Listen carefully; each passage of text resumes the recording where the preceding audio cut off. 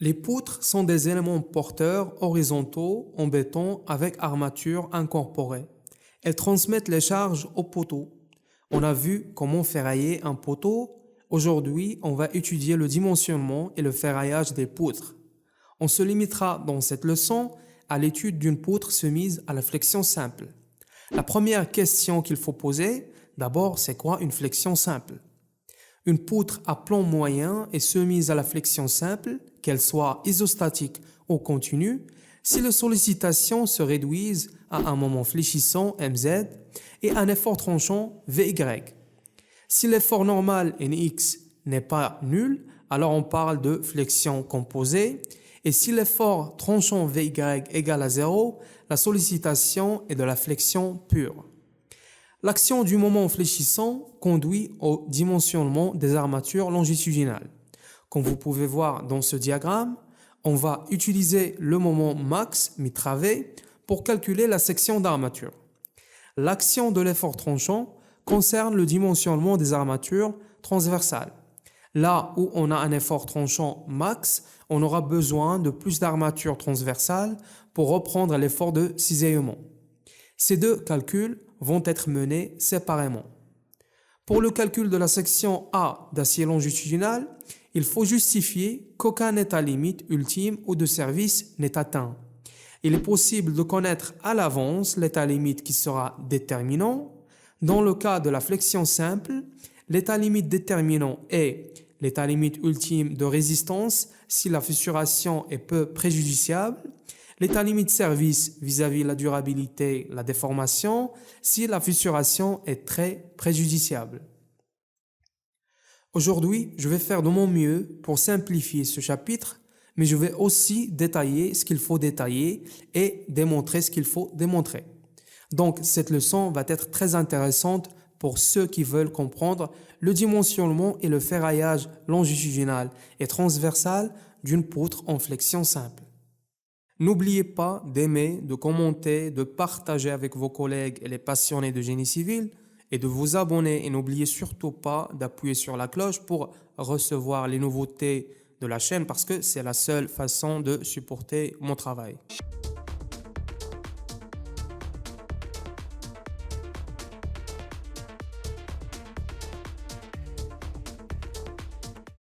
Avant de commencer le calcul, on a des hypothèses de calcul.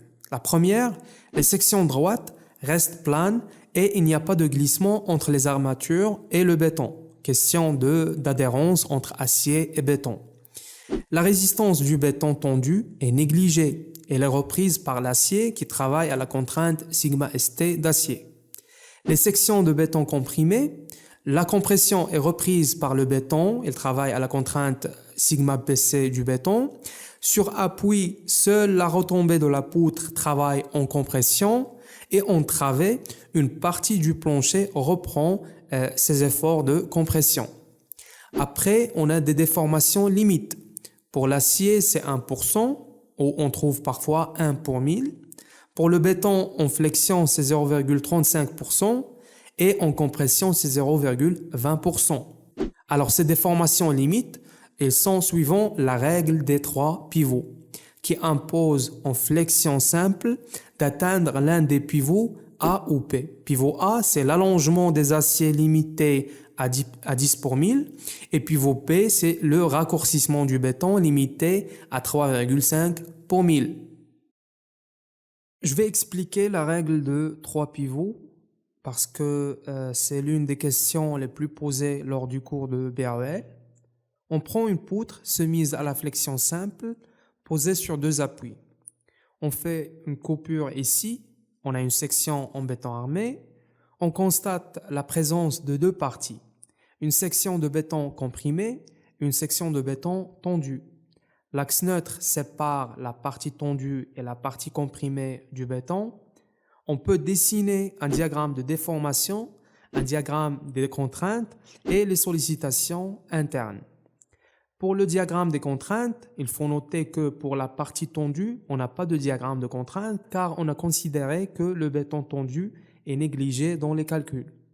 Pour le béton, on a un diagramme parabole rectangle et un diagramme rectangulaire. Pour le béton comprimé, on a simplifié l'allure parabole rectangle en considérant que la contrainte est uniformément répartie sur la section comprimée du béton. On reprend la même poutre. On a ici le trait de la coupure avant la flexion en bleu et après flexion en rouge.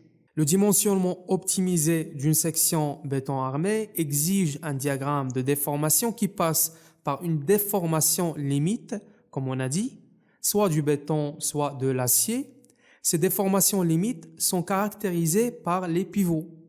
Et pourquoi on passe par ces pivots? Ces trois pivots permettent de différencier le mode de fonctionnement de la section en béton. Pivot A, pour résumer, ici la déformation des aciers tendus correspond à la déformation maximale admissible de l'acier. Je détaille. Ici, le domaine 1 est représenté par le triangle A1-AP. Ici, pour l'acier, on constate dans les deux régions A1 et AP, la région A1 c'est A1O1 et la région 1P c'est AO1B. Pour l'acier, dans les deux régions, on a l'allongement ultime de l'acier constant égal à 10 pour 1000. La contrainte donc de calcul de l'acier tendu est maximale. Pour le béton, on a dans la région A1A, la fibre supérieure du béton subit un allongement relatif, epsilon P entre 0 et 10 pour 1000. Le béton est partout tendu, c'est l'exemple des tirants en béton armé. Dans la région 1P, la fibre supérieure du béton subit un raccourcissement relatif. Et epsilon P, c'est entre 0 et 3,5 pour 1000. Le béton est comprimé en haut, tendu en bas. Donc la section de béton est partiellement comprimée. C'est le cas des poutres et des dalles. Après, on a pivot B. Je résume ici la déformation de la fibre de béton la plus comprimée correspond à la déformation maximale admissible. Je détaille. Ici, on a le domaine est représenté par le triangle ABO et on a trois différentes régions. On a région 2A, 2P et 2C. Pour l'acier, on constate dans la région 2A un allongement de l'acier compris entre 10 pour 1000 maximal et un allongement minimal. Donc l'acier ici est bien utilisé. Après, on a une région 2P. L'acier ici est mal utilisé car l'allongement de l'acier est faible, donc sa contrainte de traction est également faible. Après, on a région 2C. Ici, l'acier faiblement comprimé en bas. Pour le béton, dans les régions 2A, 2P et 2C, la fibre supérieure du béton subit un raccourcissement constant égal à 3,5 pour 1000.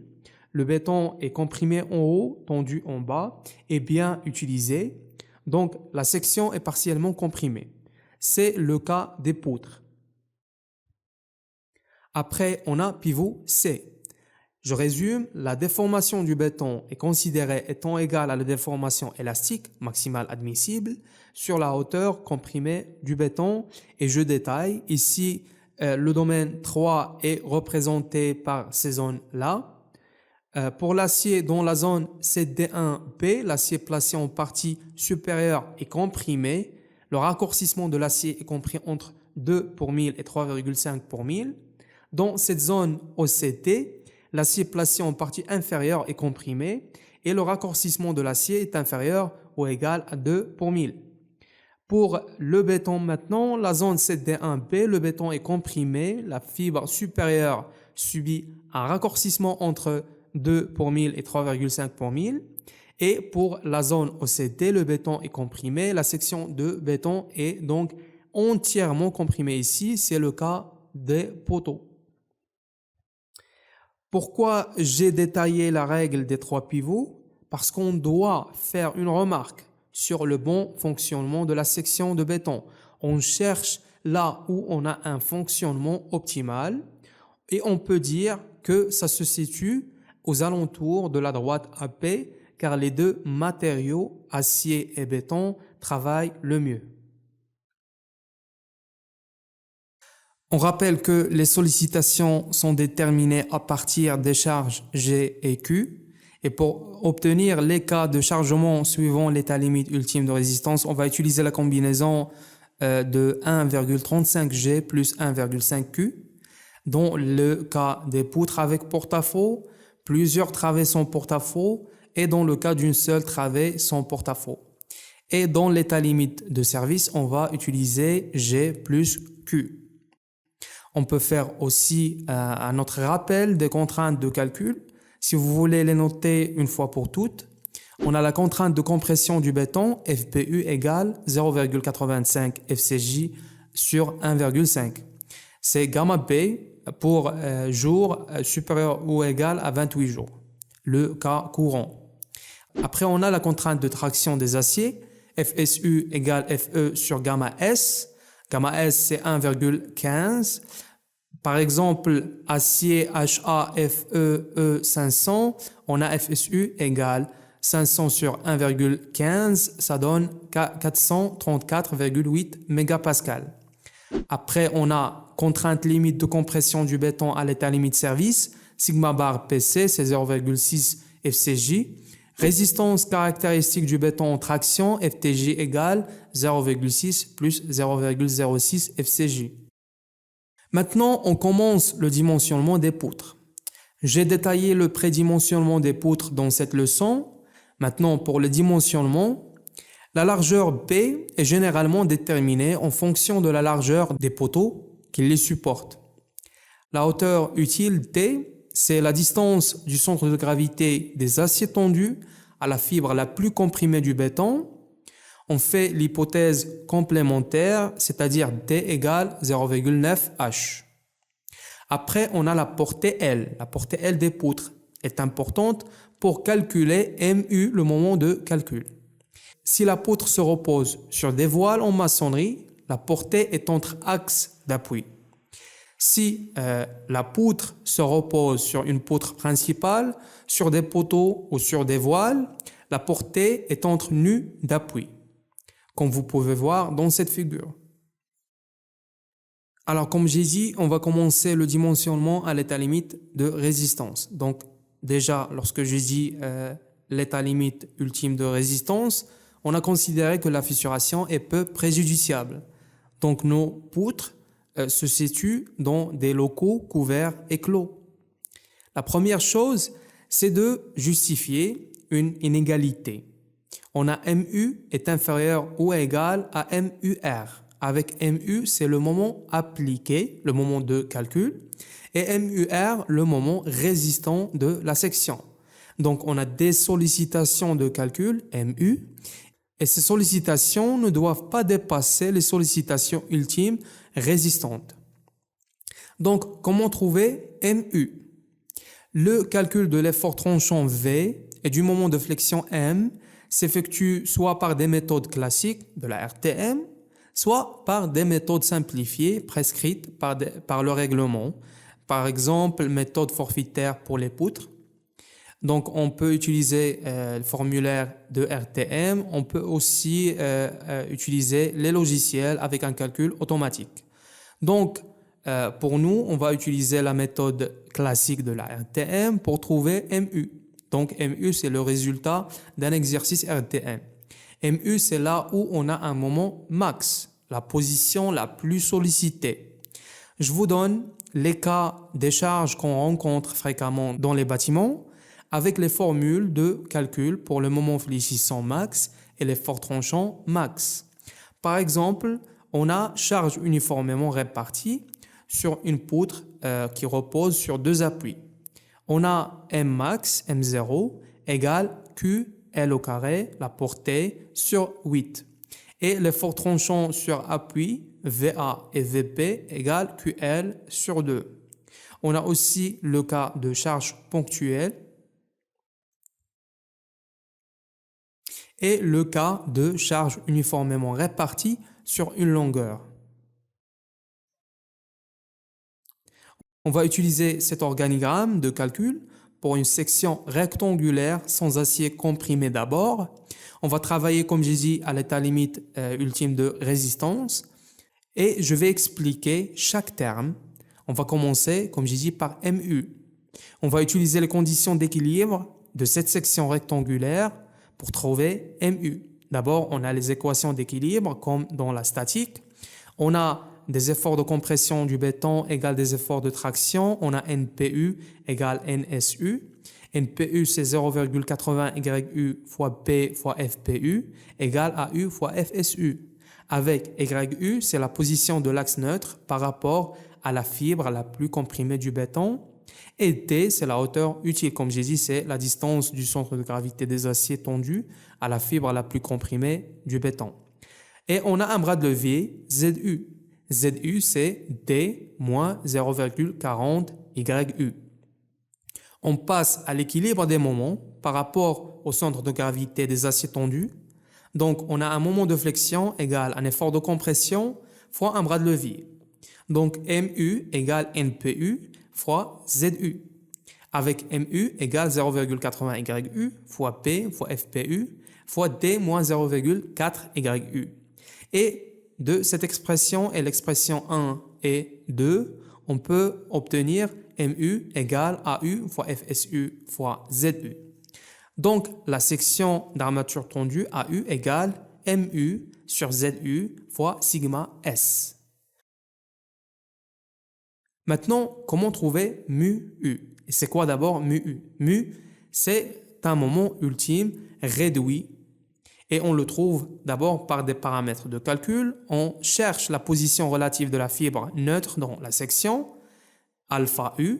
Alpha U, c'est YU sur D. Et alpha U s'exprime en fonction des déformations du béton et d'acier. On a, comme j'ai dit, alpha U égale YU sur T égale ypsilon BC sur ypsilon BC plus ypsilon ST. Après, on a un pourcentage mécanique et on a un bras de levier réduit, bêta U. Bêta U, c'est ZU sur D. Donc, bêta U égale 1 moins 0,40 alpha U. Et on trouve maintenant le moment ultime réduit en posant mu PU ou mu U égale MU sur BT au carré fois FPU. Et de cette expression, on trouve mu U égale 0,80 alpha U fois 1 moins 0,40 alpha U. Et l'expression de alpha U, la profondeur relative de l'axe neutre est 1,25 fois 1 moins racine carrée de 1 moins de mu U. On va voir pourquoi c'est important de calculer mu et alpha. Suivant l'organigramme, la première chose est de vérifier si le moment ultime réduit est bien inférieur à mu limite. Dans la pratique du calcul, on prend mu limite 0,372 et alpha U limite 0,617. On a trois cas. Premier cas, si le moment ultime réduit est inférieur au moment ultime réduit limite, c'est-à-dire mu est inférieur à 0,186 et alpha égale à 0,259.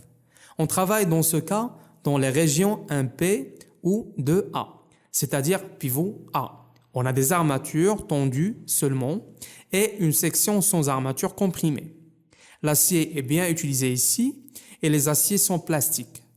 Le béton moins bien utilisé, sauf pour les dalles. Comment on a trouvé les deux valeurs de mu et alpha? Comme j'ai dit, alpha U c'est YU sur T, mais c'est aussi s'exprime par les déformations de béton et d'acier. Donc on a 3,5 sur 10 plus 3,5, ça donne 0,259. Et pour mu U, c'est 0,8 alpha U fois 1 moins 0,4 alpha U. Et avec cette valeur, on trouve que mu U égale 0,186. Dans ce domaine, sigma S, la contrainte d'acier, égale à FSU. Donc, c'est FE sur gamma S. Et la section d'acier tendu est AU égale MU sur ZU fois sigma S. Après, on a une condition de non-fragilité. Quelle que soit la sollicitation, la section d'armature longitudinale dans une poutre de section rectangulaire ne sera pas inférieure à cette valeur. AS doit être toujours supérieur strictement à AS min et AS min c'est 0,23 PT FT28 sur FE. Si cette condition n'est pas vérifiée, prenez AS min. Le deuxième cas, c'est mu supérieur à 0,186 mais inférieur à mu limite. On travaille avec pivot B et cette section armée toujours par des armatures tendues. Avec epsilon S est égal 3,5 pour 1000 fois 1 moins alpha U sur alpha U. Et la valeur de la contrainte d'acier sigma S est FSU si epsilon S est supérieur strictement à FE sur gamma S fois E, et on prend cette valeur si epsilon S est inférieur ou égal à FE sur gamma S fois E. Et avec cette valeur de la contrainte, on calcule AU, section d'armature tendue, et on vérifie la condition de non-fragilité. Entre 0,372 et 0,48, ici le béton est trop sollicité. Après, on a le troisième cas, où mu U est supérieur strictement à mu limite. Ici, le moment MU peut être équilibré en renforçant la partie comprimée de la section au moyen d'armatures de section comprimée. C'est-à-dire la section sera armée par des armatures comprimées. Et maintenant, on va voir le principe de calcul à l'état limite ultime d'une section rectangulaire avec acier comprimé. On a ici le principe de calcul des sections d'armature, les sections avec acier comprimé. On a une section réelle avec AST et ASC. Et cette section réelle, c'est la somme de deux sections fictives. La première section fictive 1 avec une section comprimée sans acier comprimé et avec acier tendu AST1. Et la deuxième section fictive, c'est la deuxième section et plus la section fictive 2 avec AST2, acier tendu, et ASC, acier comprimé.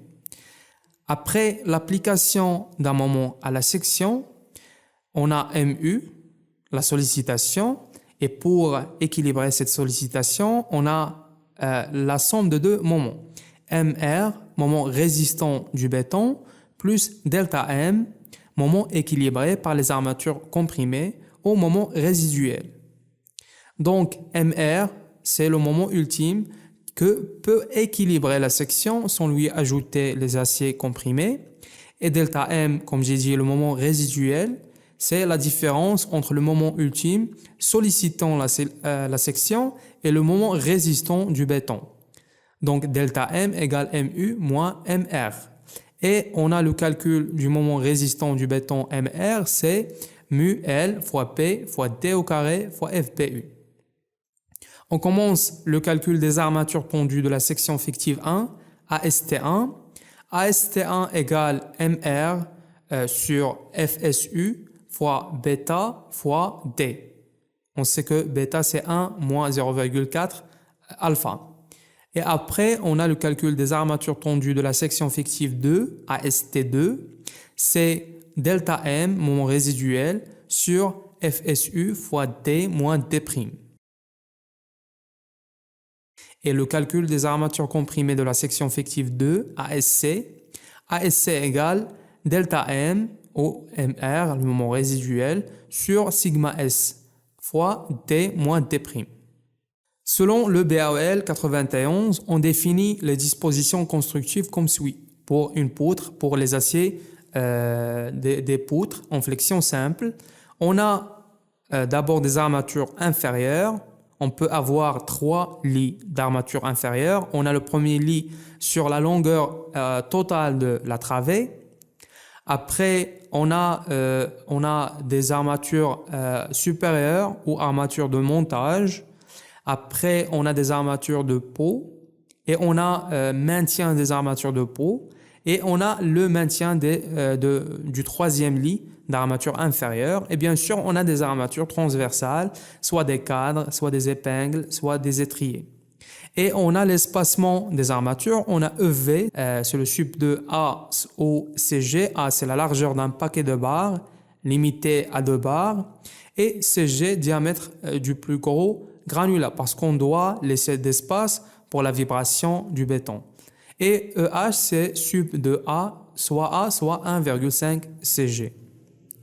On doit disposer les barres selon la largeur B et on a cette règle. On a 2 barres pour B entre 15 et 25 cm, 3 barres pour P entre 20 et 35 cm et 4 barres pour P entre 30 et 50 cm. Maintenant, comment calculer les longueurs des barres longitudinales? On va utiliser une méthode très simple. Pour la longueur du premier lit, comme j'ai dit, c'est sur la travée en totalité.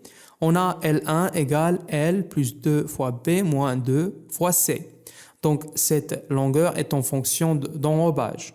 B, c'est la largeur de l'appui. C, c'est l'enrobage. Et on a la longueur du crochet, L1 égale 30 fois phi moins P moins C. L, bien sûr, c'est la portée. Pour le deuxième lit, la longueur est L2 égale L sur 2 fois A3 plus A2 sur A plus 1 plus H. Avec H, bien sûr, c'est la hauteur de la poutre. A, c'est la section totale des armatures inférieures. A2, section du deuxième lit. A3, section du troisième lit. Et la longueur du troisième lit, c'est L3 égale L fois A3 sur A plus 0,3 plus H. Et si on a seulement deux lits, on peut avoir L2 égale L fois 0,7 A2 sur A plus 0,4 plus H. Maintenant, on va parler de l'effort tranchant pour déterminer la section d'armature transversale. Ici, il s'agit des justifications effectuées pour les poutres et dalles sous sollicitation d'effort tranchant. Dans une poutre soumise à la flexion, l'effort tranchant V tend à faire glisser la partie de la poutre située à gauche d'une section quelconque par rapport à la partie située à droite de cette section. Et l'on résulte dans cette section des contraintes de cisaillement taux appelées contraintes tangentes qui forment un système en équilibre avec l'effort tranchant. On peut voir dans cette figure une visualisation des effets produits par l'effort tranchant dans une poutre fléchie en béton armé. D'abord, le dimensionnement des sections sous sollicitation d'effort tranchant se fait toujours à l'état limite ultime. Donc, la combinaison de base dans le cas courant pour calculer VU est 1,35 G plus 1,5 Q. Après, on détermine la contrainte tangente conventionnelle. Cette contrainte est utilisée pour les calculs relatifs à l'effort tranchant et elle est définie par l'expression suivante. Taux U égale VU sur B0 fois D. Alors, j'ai dit taux U. Donc, le règlement BAL admet le principe d'une contrainte tangentielle conventionnelle ultime. Taux U, c'est la contrainte tangente, c'est en mégapascal. VU, c'est la valeur de l'effort tranchant dans la section, c'est en méganewton. B0 et D en mètres. B0, c'est la largeur de la lame et T, la hauteur utile. On a des justifications du béton sous sollicitation tangente. La première justification, on doit satisfaire les états limites ultimes suivantes. Pour les armatures droites, c'est-à-dire un angle de pi sur 2, on doit vérifier ces deux conditions. Si la fissuration n'est pas préjudiciable et si la fissuration est préjudiciable ou très préjudiciable. Pour les armatures d'âme inclinées à 45 degrés, on a cette condition. Et pour les armatures d'âme inclinées entre 45 degrés et 90 degrés, c'est un cas rare, on doit justifier les deux conditions suivantes. Si cette condition, l'une des conditions n'est pas vérifiée, il convient de revoir les dimensions de la poutre et notamment sa largeur. Après, on a des justifications des sections d'appui. Avant d'entamer le calcul des armatures transversales et comment répartir ces armatures transversales à l'aide de la méthode de Kaku, on a une vérification de compression dans la bielle. La contrainte de compression dans la bielle doit vérifier cette inégalité 2 fois V sur alpha fois B inférieur ou égal à 0,8 FCJ sur gamma B. La valeur de alpha est prise, la profondeur d'appui est prise au plus égal au bras de levier de la poutre, c'est-à-dire 0,9 D. Et on a une section ancrée sur appui. On vérifie que la section d'acier ancrée sur appui résiste et empêche la rupture dans l'appui de rive. On doit prolonger les armatures inférieures au-delà du bord de l'appui et on crée une section d'armature longitudinale pour équilibrer l'effort tranchant sur l'appui.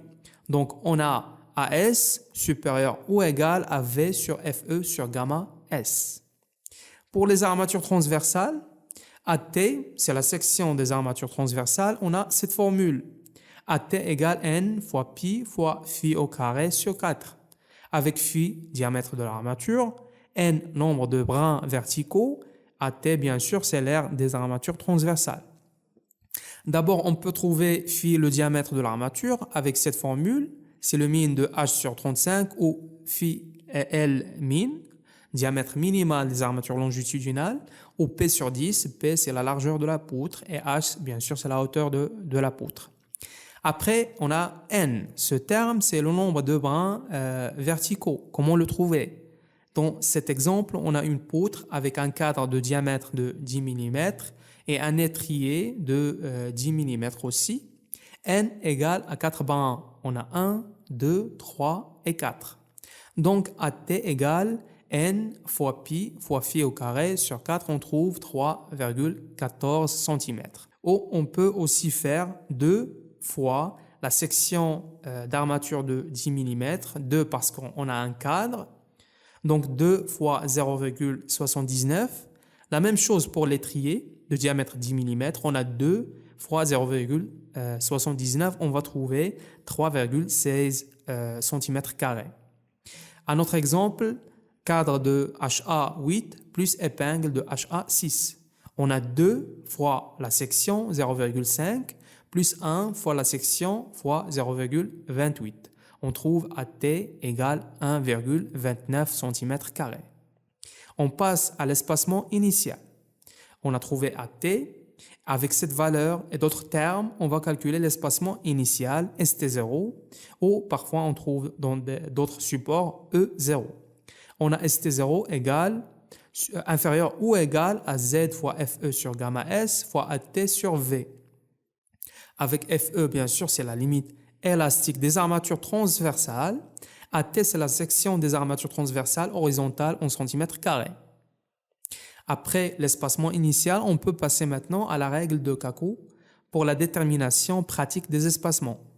Cette méthode n'est applicable que lorsque on a des poutres de section constante supportant des charges uniformément réparties et dans le cas de flexion simple avec un coefficient de K égal à 1. Les espacements ST de Kaku sont choisis dans la suite suivante: 7, 8, 9, 10, 11, 13, 16, 20, 25, 35 et 40.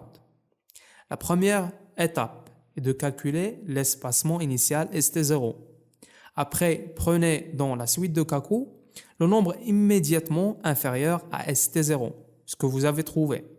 Après, placez le premier cadre à une distance inférieure à ST inférieur ou égale à ST0 sur 2 par rapport au nu du poteau. Quatrièmement, répétez cet espacement autant de fois qu'il y a de mètres dans la demi-portée. J'explique. Dans cette application, on a une poutre de 6,20 mètres de portée et un espacement ST égale 12,4 cm. Alors la première chose, comme j'ai dit, c'est de calculer l'espacement. On l'a fait. Après, on va dans la suite de Kaku, on va prendre le nombre entier immédiatement inférieur à ST. Dans la suite, on trouve 11. Troisièmement, on va placer le premier cadre à une distance inférieure à ST 0 sur 2. Donc c'est 12,4 sur 2, c'est 6,2. Donc on va prendre 6 cm. C'est le nombre entier. Après, on doit répéter cet espacement autant de fois qu'il y a de mètres dans la demi-portée. Pour la demi-portée, on a L sur 2, on a 6,20 sur 2, c'est 3,1. Donc on va prendre 3. Donc pour le choix des espacements, on va commencer par 6 cm. Après, on a 11 cm fois 3, 13 cm 3 fois, 16 cm 3 fois, 20 cm 3 fois et 25 cm 3 fois. Je m'arrête ici, mais je vais faire une autre leçon de dimensionnement à l'état limite service Et je vais faire aussi un exercice très important pour appliquer ce qu'on a vu dans cette leçon et pour ferrailler une poutre dans un cas pratique. On va faire le ferraillage longitudinal et le ferraillage transversal avec l'espacement suivant la méthode de Kako. Merci. Et si vous obtenez une certaine valeur de mes vidéos, s'il vous plaît, abonnez-vous et pensez à devenir un membre dans notre petite communauté d'ingénierie. Ça va apporter un plus grand soutien à ma chaîne. Merci.